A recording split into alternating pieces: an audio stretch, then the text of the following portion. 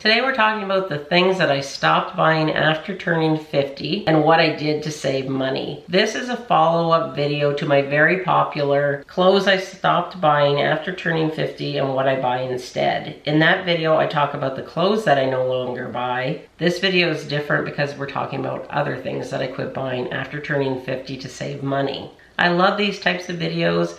You guys love these videos too, so I'm really excited to share this video with you.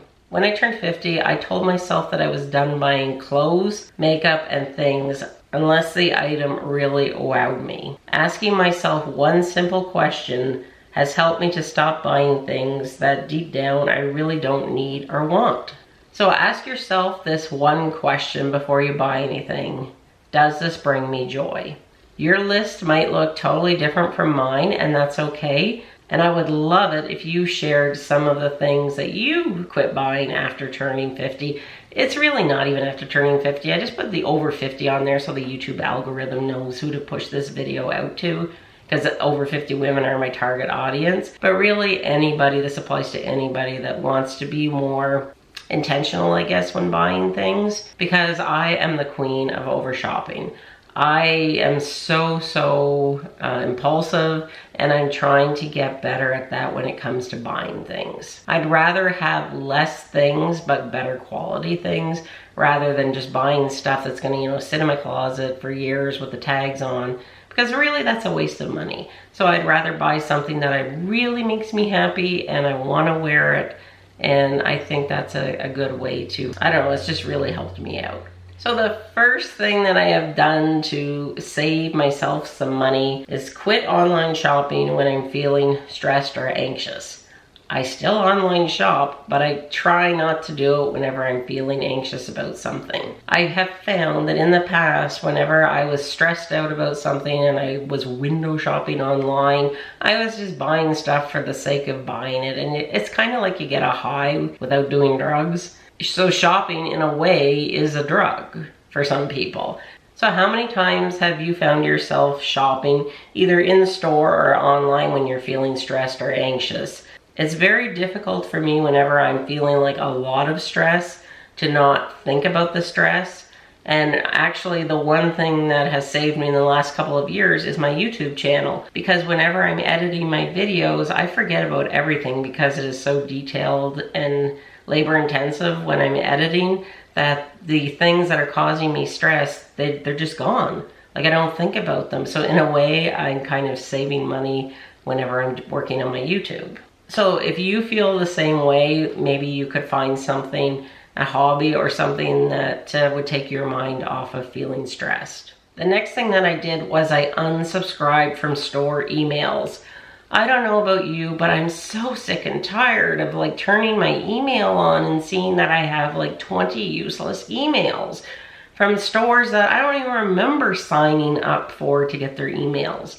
So I only get emails from a couple of stores that I shop at regularly, and even then lots of times I'll see the email come in but I won't even open it. I'll just delete, because just getting an email can make me think that, oh, I need to buy this, it's on sale, it's a great buy, I can't let it go by. It's really helped me out to cut back on junk emails coming into my email box. In a way, allowing those emails to come into our email, it kind of is an intrusion into our life, right? Because I don't know if you are like this, but for instance, I'll get a email from a cruise company, oh, sale now, reduced deposit, whatever.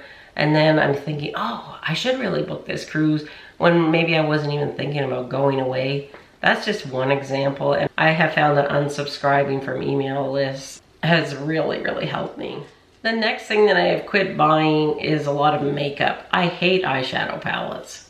I like eyeshadow sticks. I like easy, everyday, clean looking makeup. I'm not a makeup artist. I just like a one and done simple eyeshadow. So I have bought palettes in the past because I thought I needed to have them, because I had a YouTube channel, or because, somebody said that it was great, and I end up, they're just sitting in my makeup drawer, or I reposh them. So it's a waste of money. But I know if I buy eyeshadow sticks, that's something that I really do like, and it's not like I need to have 50 of them. I'm happy with maybe 2 or 3 colors. Have you found yourself buying makeup like foundation because one of your favorite YouTubers said it was the greatest thing since sliced bread? I have fallen into that trap, and I don't like foundation. I like tinted moisturizers. I like powder foundation, but I'm not really somebody that has to have, you know, 10 different types of foundation. I'm good wearing the same foundation every day because I don't wear makeup every day. Doing this exercise, really asking yourself, does it bring me joy? I think it's really helpful because it made me realize I don't enjoy foundation, so I'm going to quit buying it. Or whatever it is, you know, that you've been buying that you don't really enjoy or brings you joy. And the next thing that I stopped doing, and I really have tried never to do this, is paying full price for something. Now I'm talking about, you know, if you want to go buy yourself a Chanel bag or a Louis Vuitton, there's no way that you can walk into the store and get a discount unless you buy it on a, you know, on Poshmark or a, what do you call it, a reseller website. But I'm talking about for most things, like this top, for instance. There's no way I would ever pay full price for this top. I always shop for sales. But instead of letting the store send me the email to say, hey, there's a sale on, I go to the store's website to see if there's a sale on. Because I think that if I got the email every time, it would be dangerous. So some tips are wait for sales, sign up for store loyalty. A lot of stores, like if you spend $500, you'll get a $25 credit note. So, you know, you wait for a sale, you buy this top at 30% off, you use your $25 store credit. This top suddenly became really, really cheap. So those are some tips that I employ whenever I'm shopping. You might also enjoy shopping from consignment or thrift stores. Where I live, we don't have very good ones, so it's not really an option. But I know in bigger cities, say Ottawa, Toronto, Vancouver, they have some really nice consignment stores where you can pick up some really high quality clothing at, you know, reasonable prices. Say if you buy an expensive handbag or an expensive piece of clothing and you decide in a year or so you don't want it, a way that you can recoup some of your costs is resell it on Poshmark or Facebook Marketplace. This next thing that helped me save money is I invested in good hangers. You know those cheap hangers that you get from the dry cleaner, or sometimes you'll go to the store and they have them on those plastic flimsy hangers. They can actually ruin your clothes. So I have went on Amazon. I will link the ones that I use in the description box and bought these velvet hangers. They are so nice because they help your clothes to keep their shape, and the clothes don't fall off of them. They kind of grip the clothing, whereas I went into my closet before and those wire ones, like I've got clothes laying on the floor. So I think it's not a huge investment, like you can get them, you know, pretty reasonable, and they last for a long time. And it also is nice because when you go in your closet, everything looks cohesive because the hangers are all the same color. That's just a Cathy thing. Oh gosh, this one. I should take you into my kitchen pantry and show you this. I quit buying small kitchen appliances because I think I have every one that is on the shopping channel. I love infomercials and I had to quit watching them because I don't even bake because I'm not a baker. I don't enjoy doing it. I enjoy eating it, but I don't enjoy making it. I remember watching the shopping channel and I had to buy, you know, the fancy Kitchenaid mixer. What else? A little mini Cuisinart chopper thing. I've never used it. So all that stuff just ends up in the graveyard in my kitchen pantry. And I'll, you know, probably one day just give it to my daughter whenever she gets her own place. But I find like watching infomercials or the shopping channel, it's almost as if the host is like talking to me and, you know, she's telling me, Cathy, you really need this little mini chopper. It's suddenly because you have this mini chopper, you're going to like get interested in baking and you're going to become this great baker.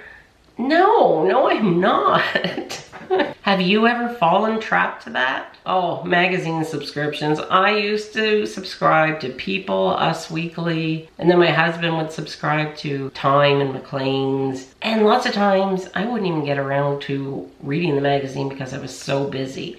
They're so expensive. Like I went to buy a magazine the other day at the grocery store, and they wanted $12 for a magazine. Like, when did magazines get that expensive? That's ridiculous.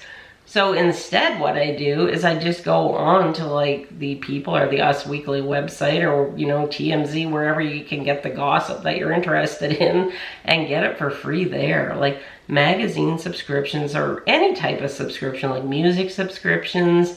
What else is there? Like Netflix. Oh my gosh. Well, we actually use all of our streaming services, but just to, for an example where you could cut costs, we have Netflix, I have Disney Plus, we have Amazon. I had Crave TV, but I got rid of that. Now what I do is, say there's a show that's coming on Netflix and we want to watch it, I will like sign up for Netflix or Apple TV, pay the 1 month, and then cancel it. And then I get my 30 days and I cancel it right after I book it, because otherwise sometimes they're sneaky and the charge just automatically goes onto your credit card, and next month you're like, why is Apple TV on here? Oh, I forgot to cancel it. And you know, you're just wasting money that way. So that's, you know, a strategy that I implement to try and save money with subscriptions. Cookbooks. Oh my gosh. I don't really enjoy cooking, but I enjoy cooking, say, for a crowd. I really enjoy cooking when I have, like, you know, 10 or 20 people, like my family coming over. But everyday cooking, it's just not exciting. Like, I don't enjoy doing it because it's so much effort, and, you know, it's over in a short amount of time, and it's like nobody appreciates it, or, you know, says, oh, this was good. I have about 15 cookbooks in my pantry, and I think there's 2 that I look at. Better Homes and Gardens, I read that one whenever I want to make my chicken parmesan. And I have my cookbook I started when I was a teenager. It's handwritten. I actually have to start writing it over in a new cookbook because the ink is starting to fade. But it's like my favorite recipes from my mom. And I was making her chocolate chip cookies 2 weeks ago. And I noticed, yeah, I really need to start writing these over this winter because it's fading. So cookbooks, I mean, you can get recipes online now. So now what I do is I'll look for a recipe and I'll print it off and just save that recipe. Or you don't even have to print it off. You can put a folder on your phone and just have the recipe there. Something that I try to stay away from is fast fashion. I briefly touched on this in my video, the clothes that I quit buying after turning 50. And by fast fashion, I mean those really inexpensive t-shirts that after 2 or 3 washes, they've lost their shape. You know, they might have holes already starting in them, they're see-through. I still have a few of those that I wear around the house whenever I'm cleaning, but I prefer to have, you know, 1 good quality t-shirt rather than, say, 3 really inexpensive ones. Because I think if you just have a nice shirt on that has its structure, that the weight of the fabric is a little thicker or heavier so it's not see-through, I think it just automatically makes me feel better. And I think whenever you feel better wearing your clothes, you're gonna have more confidence in the way you present yourself. You feel more confident, and that's what you exude out into the world. Now, you may not feel the same, that's totally fine, but I urge you, maybe rather, instead of buying fast fashion, if you have a good thrift store or a consignment store where you live, maybe go and check them out, and you might be able to get, you know, some really good deals on some more expensive pieces that you don't want to pay the asking price for. The next thing that I have stopped buying to save money are subscription boxes. I'm talking about like Simply Beautiful, Fun Fit Fab, or whatever it's called, Fab Fit Fun. I bought them in the past a few times. There isn't anything in those subscription boxes that I have received that I cannot live without. I know they are fun to get, and we all, you know, want to get a surprise in the mail. Like, who doesn't? It's like Christmas every day. Honestly, is there anything in those subscription boxes that you have received that you can honestly say that you can't live your life without? Go check out my video, Clothes You Should Never Wear After Turning 50. Now, don't judge the title of the video. Go watch the video first, and I think that you are going to be surprised by the message in the video. So thank you so much for spending time with me today. Now let's go meet over at that other video.